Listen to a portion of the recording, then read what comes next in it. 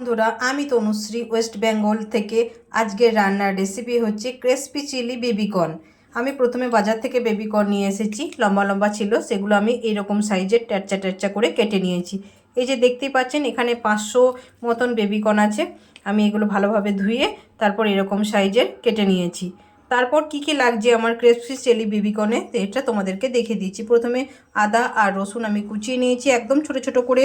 তারপর লাগছে এখানে পেঁয়াজ, আমি যেমন চিলি হয় সেরকম সাইজের কেটে নিয়েছি। এখানে ক্যাপসিকাম থাকলে বাড়িতে আপনাদের যদি দু রকম কালারের থাকে, রেড আর ইয়েলো, সেটাও আপনারা অ্যাড করতে পারেন। আর রয়েছে এখানে স্লাইস করে রাখা কাঁচা লঙ্কা। এরপর আমি বেবিকর্নগুলোকে প্রথমে একটু আমি কাশ্মীরি লঙ্কা আর আদা রসুনের পেস্ট দিয়ে এটাকে ম্যারিনেট করে নেবো।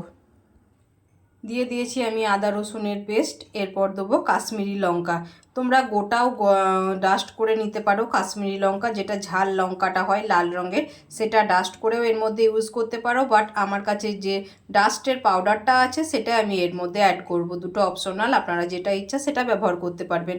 আর এর মধ্যে আমি একটু দেবো গোলমরিচ, আর স্বাদ অনুযায়ী অবশ্যই নুন দিতে হবে। এরপর আমি দিয়ে দিলাম কর্নফ্লাওয়ার।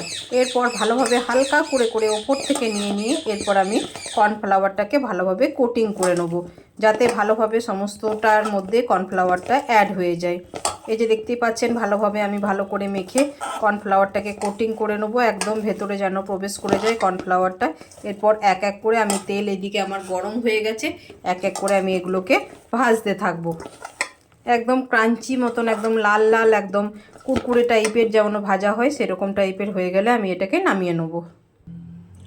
এরপর আমি বেবিকর্নগুলো আমার ম্যারিনেট হয়ে গেছে। এরপর এক এক করে আমি তেলের মধ্যে দিয়ে দেবো। তেলের মধ্যে আমি এক এক করে দিয়ে দিচ্ছি বেবিকর্নগুলোকে।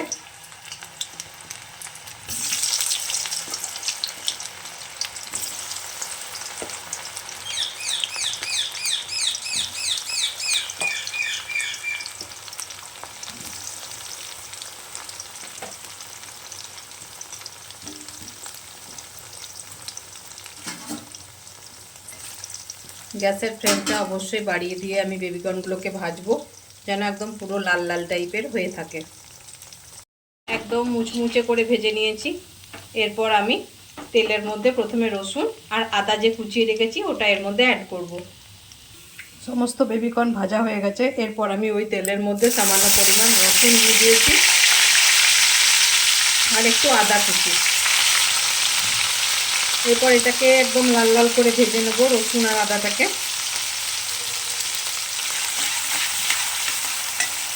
ভাজা হয়ে গেলে আমি পেঁয়াজগুলো যে কেটে রেখেছি এই যে কিউব আকারে, সেই পেঁয়াজগুলো অ্যাড করব। এরপর আমি পেঁয়াজটা দিয়ে দিলাম। দেখতে পাচ্ছেন রসুনগুলো একদম আমার ভাজা হয়ে গেছে।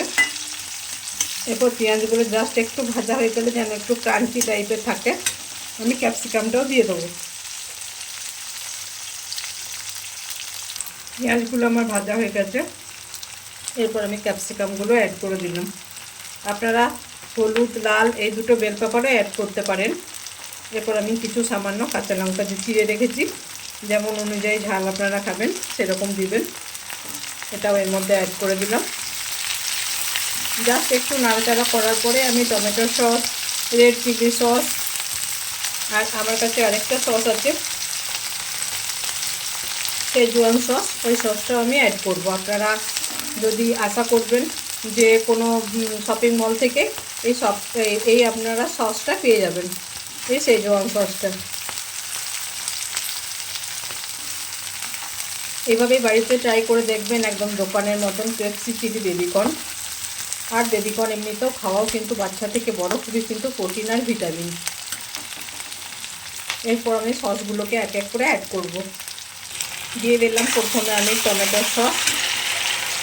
এরপর একটু ভালোভাবে নাড়াচাড়া করে নেবো টমেটো সসটা দেওয়ার পর। তারপর আমি দেবো সয়া সস।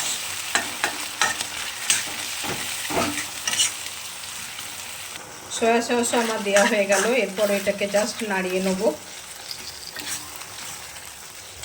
এরপর আমি দেবো শেজওয়ান সস। এই সসটা খুবই ভালো লাগবে, একদম যে দোকানে যে বেবিকর্নের চিলির যে দোকানের খাওয়া রেস্টুরেন্টে আপনারা খেয়ে থাকেন, এই সসটা দিলে একমাত্র কিন্তু স্বাদটা চলে আসবে একদম দ্বিগুণ। আমি দিয়ে দিলাম শেজওয়ান সস। এরপর ওটাকে ভালোভাবে নাড়াচাড়া করে নেব। তারপর আমি একটু কর্নফ্লাওয়ার গুলে রেখেছি, ওটা এর মধ্যে অ্যাড করব।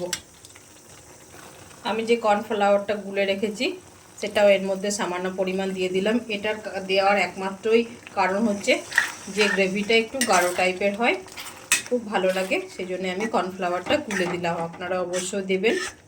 এরপর আমি ঝাল অনুযায়ী এখানেও একটু গোলমরিচ অ্যাড করব। আপনারা যদি ঝাল খান তাহলে ইউজ করতে পারেন, যদি না খান তো স্কিপ করে যেতে পারেন। গোলমরিচ দিয়ে দিলাম আমি।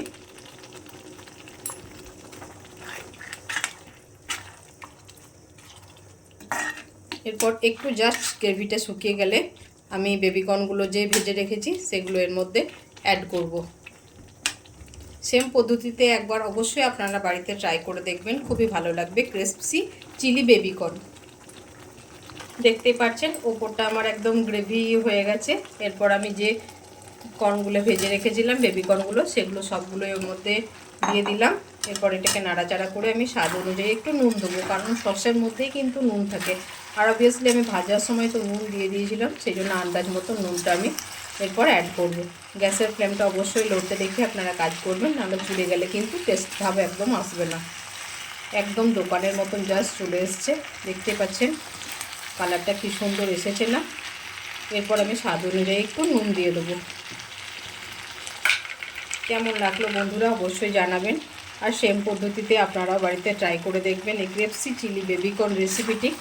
বাচ্চাদেরও আশা করি খুবই ভালো লাগবে, আর বড়দেরও খুবই ভালো লাগবে, আর খাওয়াও কিন্তু খুবই ভালো শরীরের পক্ষে। মাঝে মাঝে এরকম মুখরোচক জাতীয় জিনিস পেলে বাচ্চারা আশা করি খুবই খুশি হবে। তাই একবার অবশ্যই বাড়িতে ট্রাই করে দেখুন ঝটপট করে। সেম পদ্ধতিতে ওপর থেকে আমি সিমলা মির্চ ছড়িয়ে দিলাম, কাঁচা লঙ্কা। কেমন লাগলো আমার ক্রিসপি চিলি বেবিকর্ন রেসিপিটি? যদি ভালো লেগে থাকে নতুনদের মধ্যে ছড়িয়ে দেবেন। আর হ্যাঁ, অবশ্যই আপনারাও বাড়িতে ট্রাই করে দেখবেন।